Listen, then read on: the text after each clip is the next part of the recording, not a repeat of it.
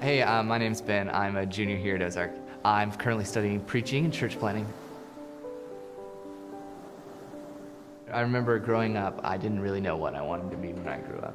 We tell a story of how when I was 4 years old, my mom asked me what I wanted to be when I grew up. And I looked at her and I said, I want to be either a preacher or a garbage man.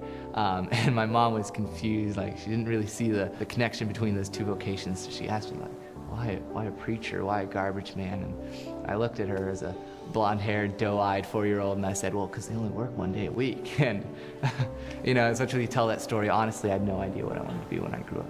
You know, my brother went off to be an engineer, my sister went off to be a musician, and then there was me.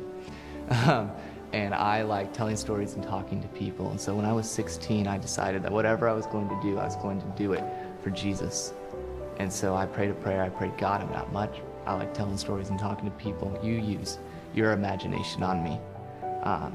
And so I decided I would tell stories about Jesus and talk to people about God. And so I guess that makes me a preacher. I'm at Ozark because this is where God's imagination has led me. And it's been a wild ride with some crazy coincidences. I've been able to take classes coast to coast here. I've had opportunity to speak to thousands of students across the nation about what it means to let God use His imagination on them. And I'm only a junior. And I say these things not because I'm anything at all, but because I said yes to a God who is something else. We have over 700 students who have all said yes, not to be served, but to serve.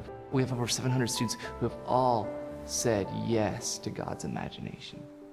And so I guess my question is, what do you say?